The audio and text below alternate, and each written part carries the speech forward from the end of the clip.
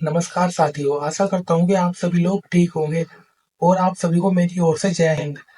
तो जैसा कि आज का हमारी वीडियो का टॉपिक है कि हम ज्योग्राफी को अपनी कैसे कंप्लीट कर सकते हैं और ज्योग्राफी के लिए हमें क्या-क्या रिसोर्सेज अपनाने चाहिए।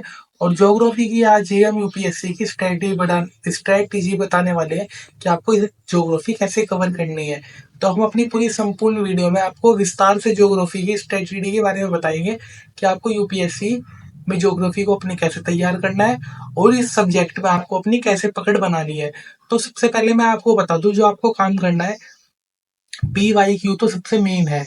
पी वाई क्यू को आप छोड़ ही नहीं सकते। तो सबसे पहले आपको पी वाई क्यू पढ़ने हैं।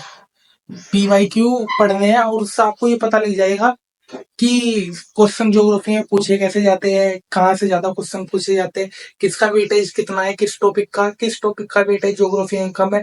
जैसे सबसे ज्यादा क्वेश्चन ज्योग्राफी में, जो वर्ल्ड ज्योग्राफी है उसमें जलवायु से पूछे जाते हैं, और जो हमारी इंडियन ज्योग्राफी है उसमें सॉइल हो गई, और हमारे वाइल्ड लाइफ सेंचुरीज हो गई, और हमारे माउंटेन्स हो गए, रिवर हो गए, इनसे पूछे जाते हैं।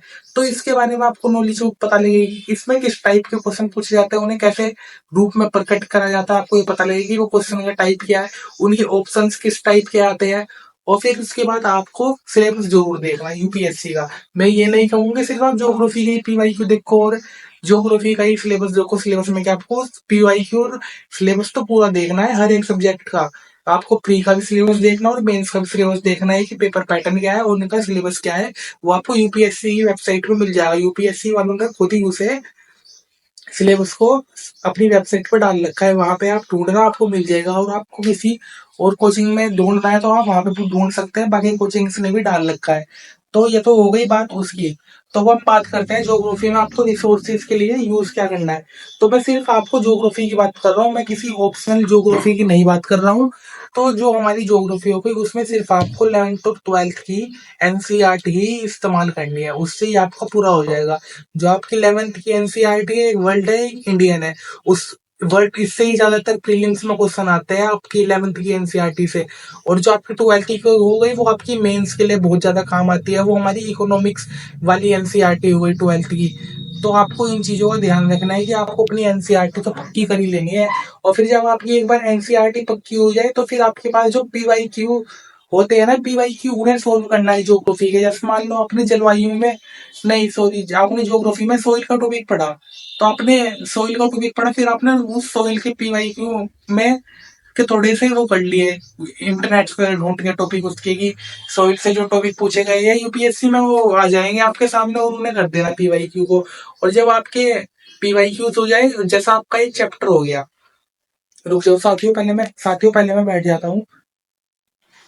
जैसे मान लो आपने सोइल का एक चैप्टर पढ़ लिया ज्योग्राफी का, उसके लास्ट में जब चैप्टर खत्म हो जाता है 5-6 क्वेश्चन रहते हैं, तो आपको उन क्वेश्चन को सोल्व करके देखना है ओपन बुक से।